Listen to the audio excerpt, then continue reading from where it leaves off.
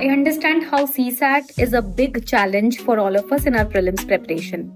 I also myself faced it. But in this session, I'm going to tell you how to improve your score, how to increase it to 75 to 80 plus if you follow this strategy that I'm going to share. And this strategy guaranteed that it is going to work. But आपको इसको end तक देखना होगा to make it work for you. Okay? So let's start. चलो देखो, scoring 70 plus in CSAT is not about mastering advanced maths or being excellently very fluent in English. No, it is just about controlled practice. आपने जो practice करी है ना, कितना patience के साथ करी है. It is about selected और selective discipline. आप कितने डिसिप्लिन के साथ प्रीवियस ईयर क्वेश्चंस को प्रैक्टिस करते आए हो या कर रहे हो. And it is about accuracy under pressure, because you will have limited time, you will have a lot of questions. 80 questions के अराउंड होंगे, टाइम वही लिमिटेड है.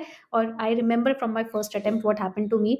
I missed out on questions because I invested so many minutes in just RC, in just solving a particular question. ऐसे आते हुए questions भी मेरे हाथ से निकल गए थे. Why? Because प्रैक्टिस नहीं थी, कंट्रोल्ड प्रैक्टिस नहीं थी, डिसिप्लिन मिसिंग था, प्रेशर के अंडर कैसे एक्यूरेट आंसर्स मार्क करने हैं वो मिसिंग था. So first we need to understand the CSAT reality. सबसे पहले ना रियलिटी समझते हैं. देखो, when we talk about reality we need to understand कि इसके साथ इमोशंस नहीं जोड़ने. It is a qualifying paper बच्चे. That means you have to just qualify. 33% marks लेकर आने हैं, क्वालिफाई करना है. 66 मार्क्स से पास हो जाता है. ऑब्वियसली हमको 66 ही टारगेट नहीं करने, ज्यादा ही करने हैं, but you don't have to target a rank here. It is a qualifying paper. ये क्लियर होगा, 66 से ऊपर मार्क्स आएंगे, तब पेपर 1 टेस्ट होगा आपका. ठीक है, तब वो चेक होगा आपका.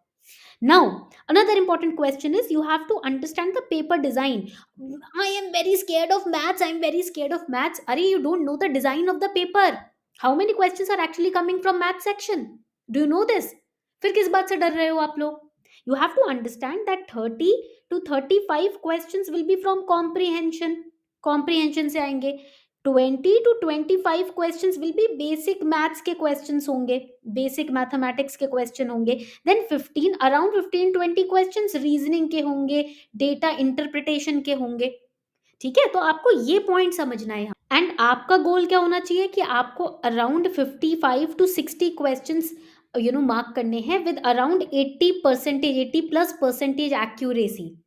ये आपका बेसिक गोल रहना चाहिए. नॉट ऑल 80 क्वेश्चन, सारे 80 क्वेश्चन आपको मार्क नहीं करने हैं. You have to understand that. Okay, अब now second important aspect is that you have to decide your score buckets, your scoring buckets. This is very very important points that we are going to discuss. Very important. You should not attempt all areas equally. तो आपको यहाँ पर buckets बनाने हैं. पहला bucket होगा non negotiable का. Non negotiable, that means must attempt questions or must do questions. This alone can fetch you 50 to 55 marks. इसी से अकेले 50 से 55 marks आपके आराम से बनते हैं. ठीक है, इसमें क्या क्या आएगा? आरसी आएगा, रीडिंग कॉम्प्रीहेंशन, बेसिक रीजनिंग इसमें आएगा. Basic reasoning will fall over here. Basic reasoning में series based questions are important, coding questions are important, direction वाले क्वेश्चंस बहुत इंपॉर्टेंट होते हैं इसमें. सिलोजिज्म बहुत बहुत इंपॉर्टेंट होता है इसके अंदर. And Venn diagram related. वैसे तो आजकल they are asking very less questions from syllogism, Venn diagram, but still you need to practice them, right. फिर आपके टेबल्स के इंटरप्रिटेशन, टेबल्स आ जाते हैं, ग्राफ्स आ जाते हैं, पाई चार्ट्स आ जाते हैं. Pie charts basically are data interpretation based question. These are must do. ये तो अटेम्प्ट करना ही है. Second category of questions would be selective do. That means you can take your call if you want to attempt those questions. Selective based questions. Choose only 1 to 2 areas. इसके अंदर सिर्फ एक या दो एरिया ही choose करने हैं आपको. What are those areas? Percentage, ratio proportion based question, averages, time and work. वैसे ये इजी एरिया है. ठीक है, time, speed, distance related question basic level का पूछा जाता है. This is class 10th. तो this you have cleared class 10th, right. आपने क्लास 10th की मैथ्स भी पढ़ी है, तो क्लास 10th की maths is very basic and very very easy. ये तो आप सब्जी खरीदने जाते हो ना, तब भी आप इसको यूज करते हो। Have you not used ratio, proportion, percentage, average while you are doing grocery shopping, right? You do that, right? Time, speed, distance तो बहुत ही सिंपल बेसिक कॉन्सेप्ट है। So I can say that you can master this area very nicely. इसको आप must do में भी add कर सकते हो अगर आपने मास्टर कर लिया practice. And avoid, third category would be, I will create over here, third category would be avoid unless very strong, unless very strong। मतलब ये वो क्वेश्चन है जो आप अवॉइड करो, बट अगर आपको लगता है आपकी कमांड अच्छी है then you can attempt them. For example permutation combination, मेरा बहुत ही कमजोर था permutation combination, so 2 questions used to come और मैं उसको अवॉइड ही कर देती थी। I used to avoid that, right. Second would be probability, probability. Third would be heavy algebra, this is heavy algebra. वैसे क्वेश्चंस आते नहीं हैं, but in case if questions comes you can avoid complex geometry, you can avoid। CSAT is about leaving questions and targeting those questions where you have strong command, all right। अब देखो reading comprehension की जब हम बात करते हैं, RC, read the question before the passage.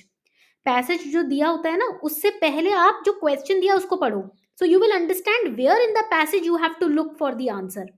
This is the trick that I want all of you to use. Focus on the author's opinion, author का जो opinion, do not form your own opinion, author का जो opinion है उसके ऊपर question बनता है। Focus on elimination, not selection. Even in the question, options are given. I would suggest first read the options in the question, that then go to read the passage। पहले question पढ़ो, option पढ़ो, फिर passage पढ़ो। Instantly there would be some or the other line which will directly hint towards the correct answer in the question and you will be able to solve it। Do not overthink। UPSC reading comprehension answers are usually textual, they are not interpretive। Interpretative नहीं होते हैं, आपको कोई interpretation नहीं निकालना होता है उससे, okay. Daily practice RC for 20 to 25 minutes, that is sufficient. Okay मैं बोलूंगी कि 20 के अराउंड आरसी क्वेश्चंस अटेम्प्ट करो, एक्यूरेसी 85% से ज्यादा होनी चाहिए and your RC will be sorted, okay. Then mathematics की बात आती है, बेसिक मैथ्स की बात आ रही है यहाँ पर। You do not need full coverage over here। Percentage, ratio, proportion, average, simple data interpretation, basic formulas of time and work and time, speed, distance, that is enough। We have a whole playlist of CSAT, मैं उसको description box में भी डाल दूंगी। You can go and check that playlist। Entire CSAT has been taught really well in that playlist। Strategy यही होनी चाहिए कि आप फॉर्मूलाज को मेमोराइज कर लो, memorise the formulas. Practice only UPSC level questions, avoid the CAT level question practice, उससे आपका डर बढ़ेगा। प्रीवियस ईयर क्वेश्चन उठाओ और खुद देख लो, okay. You have to learn approximation and option elimination step. Maths के अंदर 15 क्वेश्चन के आसपास भी अगर आप टारगेट कर लो, 20-25 नंबर भी लेकर आ जाओ, आपकी 75 to 80% की एक्यूरेसी रहे, तो मैथ्स वाला लेवल आपका क्लियर हो जाएगा। रीजनिंग की बात करते हैं, so you have to focus here on, write it down, syllogism. You have to focus on direction, you have to focus on coding, decoding, coding, decoding, you have to focus on Venn diagrams, you have to focus on odd one out related questions। ये सब previous year questions से आप practice कर सकते हो, पिछले 6 साल के PYQs उठाओ and start practicing, that's it। Avoid very long logical puzzles, okay। And then you have to make sure कि आप मॉक टेस्ट लगा ही रहे हो। Mock test are very very important.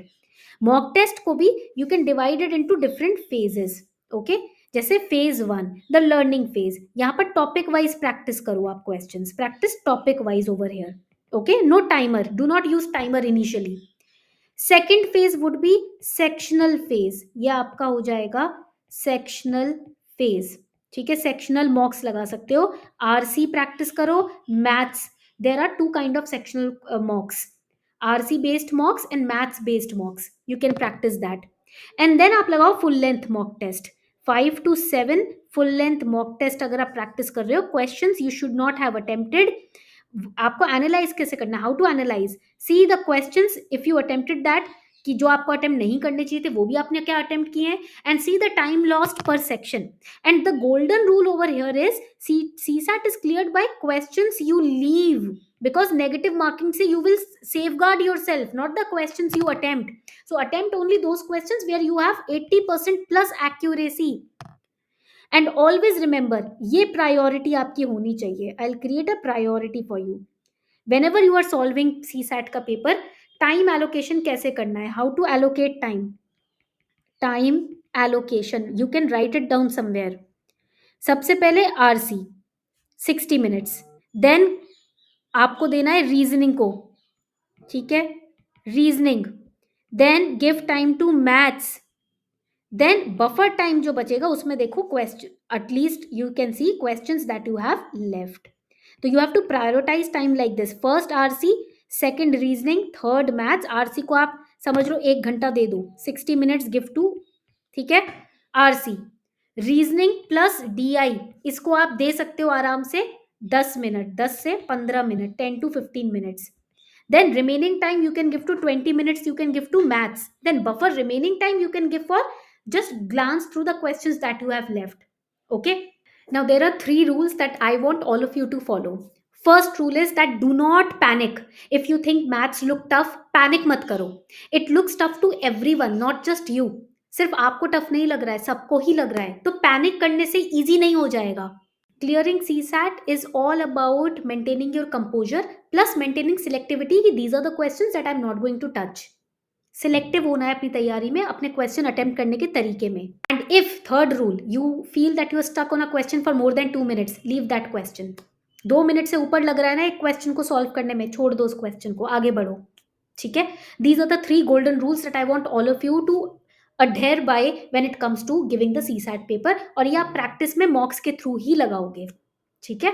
ये हार्ड रियलिटी है बहुत ज़्यादा. Most students who are very well prepared they fail prelims because of CSAT only, not because of CSAT difficulty, because of panic that they create for your themselves in CSAT. तो अगर आप RC और maths, basic maths पे focus कर रहे हो, अगर आप अटेम्प्ट्स को कंट्रोल कर रहे हो कि मुझे ज़्यादा क्वेश्चन अटेम्प्ट नहीं करने, मुझे उतने करने हैं जितने पे मुझे कमांड स्ट्रांग है, और अगर आप टाइमर रखकर प्रैक्टिस कर रहे हो, then CSAT panic is never going to make you lose out on prelims. Trust me on that.